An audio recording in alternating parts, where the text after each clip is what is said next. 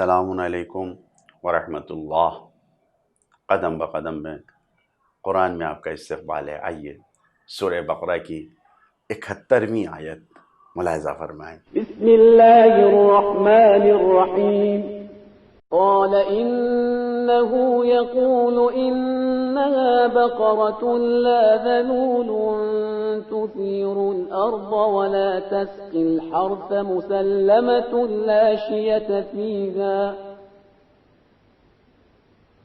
قالوا الآن جئت بالحق فذبحوها وما كانوا يفعلون۔ جناب موسیٰ نے کہا، اللہ تعالیٰ کہہ رہا ہے ایسی گائے جو کاروباری نہ ہو، نہ زمین جوتے نہ کھیت سینچے، ایسی صاف ستھری گائے ہو کہ اس میں کوئی دھبا نہ ہو۔ ان لوگوں نے کہا آپ نے ٹھیک کہا، ٹھیک بیان کیا۔ اس کے بعد ان لوگوں نے ذبح کر دیا، حالانکہ وہ لوگ ایسا کرنے والے نہیں تھے، ایسا نہیں کرنا چاہتے تھے۔ ذلول کا مطلب ہے یہاں پر جو ذلول کا لفظ آیا ہے کہ لا ذلولون، یعنی نہایت آسانی اور نرمی سے کام کرنے والا۔ تصیرو اسارتن سے آیا ہے، یعنی جو زمین کو جوتے۔ مسلمتن یعنی جو ہر عیب سے سالم ہو، پاک و پاکیزہ ہو، کوئی نقص یا کمی نہ ہو اس میں۔ شیعتن وشیع سے آیا ہے جس کے معنی ہے محاسے کے، جو دانے وغیرہ نکل آتے ہیں۔ ایسی گائے ہو کہ جس میں کوئی داغ دھبا دانہ کوئی اس میں برآمدگی نہ ہو، کوئی اس کی رگیں الجھی ہوئی نہ ہوں کہ کچھ جسم پہ اس کے بالکل برابر پلین کی گائے ہو۔ اس طریقے سے خداوند عالم نے بیان کیا اس گائے کے بارے میں۔ یہودی اپنے نبی کے سامنے بڑے ہی بے ادب تھے، اور اپنے نبی کے سامنے اتنی بے ادبی سے سوالات کر رہے تھے کہ اس پورے واقعے میں خود کام انجام دینا نہیں چاہتے تھے۔ آپ اس پورے واقعے میں دیکھیے، طرح طرح کے بہانے لا کر اپنے آپ کو دور کیے جا رہے ہیں، اور اب اس کے بعد خود فرار کر رہے ہیں۔ اب یہاں پر جناب موسیٰ علیہ السلام نے ان کے فرار کے سارے راستے بند کر دیے، جب ان کو بھاگنے نہیں دیا، اور جو وہ کہتے رہے اسے بتاتے رہے، اور وہ پورا ہوتا رہا، تو حضرت موسیٰ سے کہتے ہیں الآن جئت بالحق، اب آپ نے حق بیان کیا ہے۔ نعوذ باللہ، یہ کہنے جائے مطلب اب تک جناب موسیٰ گویا انہیں، جیسا خود انہوں نے کہا تھا، تتخذون ہزوا، مذاق بنا رہے تھے، جو دل میں بات تھی اسی کو کہہ رہے ہیں کہ الآن جئت بالحق، اس وقت آپ نے یعنی اب جا کے حق بیان کیا ہے۔ یہ اس طریقے کی باتیں، یعنی اتنی بے ادبی کا مظاہرہ، نہایت بے ادبی کا مظاہرہ کیا ہے انہوں نے اپنے نبی کے سامنے۔ ادب نہیں ہے یہ، اس طریقے سے نبی کے سامنے گفتگو کا مظاہرہ جو کیا، یہ جسارت ہے، یہ بے ادبی ہے۔ اس آیت میں پیغامات کیا ہے؟ پہلا پیغام یہی ہے، کسی بھی ذمہ داری کو انجام دینے کے لیے جو سرگرم اور فعال ہو، جو ایکٹیو ہو بالکل، نہ ایسے انسان کو لگانا چاہیے نہ ایسے سامان کو لگانا چاہیے۔ ایسی چیزیں جو بہت زیادہ مفید و مؤثر ہوں اسے نہیں استعمال کرنا چاہیے۔ سماج میں جو زیادہ کارگر مؤثر ثابت ہو رہا ہو، نہیں اس سامان کو یا اس شے کو ہم فراہم نہ لے آئیں۔ اس کام کو، ذمہ داری کو پورا کرنے کے لیے چاہیے بہرحال، کیوں؟ اس لیے کہ جو کام شریعت نے لازم دیا ہے اس کو انجام دینا ہے ہمیں پہلے۔ تو ہمیں ضروری نہیں ہے کہ جو چیز اب یہاں پر جو کہا گیا ہے وہ پیغام یہ کہاں سے مل رہا ہے؟ ایسی گائے، اگر کھیت جوتنے والی گائے تو اسے ذبح نہ کرو، کام کرنے والی گائے اسے ذبح نہ کرو، نہیں، ایک ایسی گائے جو واقعی شوق کے طور پر پالی ہوئی گائے ہو اس کو ذبح کرو کہ کام نہ رکے۔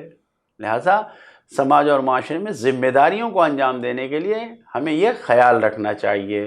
دوسرا پیغام یہ کہ اللہ کا حکم ادا کرنے میں جو چیز بھی استعمال کی جائے وہ صحیح و سالم ہو، بے عیب ہونا چاہیے۔ اطاعت الہی میں، قربانی الہی میں انجام دے رہا انسان ناقص نہیں ہونا چاہیے۔ مسلمتن یعنی جس میں جو کسی قسم کا عیب نہ پایا جائے، نقص کوئی کمی نہ ہو اس میں۔ اسی لیے حج کے سفر میں جو قربانی منی کے میدان میں انجام دی جاتی، جو مناسک حج میں، حج کے اعمال میں ہے، اس قربانی کے لیے شرط لی گئی ہے کہ وہ ہر قسم کے عیب سے پاک ہو، اس میں کوئی نقص نہ ہو، کوئی عیب نہ ہو، کوئی کمی نہ ہو، ایسا جانور ہونا چاہیے، تب حج کی قربانی قبول ہوتی ہے۔ یہ اللہ کی راہ میں جو چیز دی جا رہی ہے ایسا ہونا چاہیے۔ ایسا نہیں ہونا چاہیے جیسے کہ ہمارا مزاج ہوتا ہے۔ ایک عام سی مثال جو آج کل سوشل میڈیا کی زبان ہے اس میں دیکھا، ایک آدمی نے ایک پھل بیچنے والے سے کہا اللہ کے نام پہ دے دو، اس نے ایک خراب سا پھل اٹھا کے دے دیا۔ اس نے جیب سے پیسے نکالے اور کہا کہ اب اس کا دے دو، تو اس نے ایک اچھا اٹھا کے دیا۔ اب دونوں کو ہاتھ میں اس نے لیا، میرے اللہ دیکھ، میں نے تیرے نام پہ مانگا تو اس تیرے بندے نے تیرے نام پہ مجھے خراب سڑا ہوا پھل دیا ہے، لیکن جب میں نے دنیا کے پیسے کو اس کے سامنے رکھا تو اس نے بہترین پھل عطا کیا، مجھے دیا ہے۔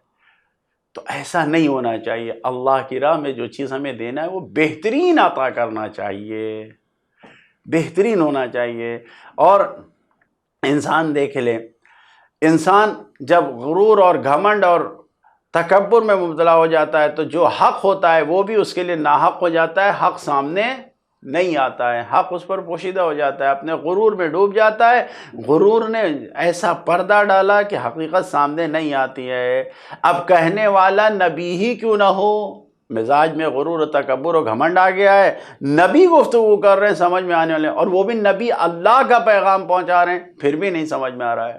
لہٰذا ہمیں عبرت حاصل کرنا چاہیے، ایسا نہ ہو کہ ہم غرور و گھمنڈ میں ڈوب جائیں اور الہی پیغام پہنچانے والے کے پیغام کو ہم نہ دیکھیں۔ ہمیں اپنی زندگی میں عملی پیغام جو ہمارے لیے ہے، ہماری زندگی کا پیغام یہی ہے اس آیت سے کہ تمام کام کو انجام دیتے وقت ہمیں یہ خیال رکھنا چاہیے کہ ہر چیز، ہر سامان کو جس چیز کے لیے اسے بنایا گیا وہیں پر استعمال کریں، اس کا صحیح استعمال کریں، جو حکم خدا اور حکم رسول ہے اس کے مطابق اپنی زندگی میں عمل کریں تاکہ زندگی کو کامیاب بنائیں۔ یہ ایک بہترین پیغام ہے۔ لہٰذا اللہ کے لیے جو کام انجام دینا ہے، اللہ کی راہ میں جو قربانی دینا ہے، وہ بہترین عمل، بہترین کام، بہترین چیزیں ہونا چاہیے، خراب نہیں۔ خدا سے دعا کرتے ہیں خدایا بہترین عمل اور بہترین اطاعت و عبادات اپنی بارگاہ میں بھیجنے کی ہمیں توفیق عطا فرما۔ والسلام علیکم ورحمۃ اللہ وبرکاتہ۔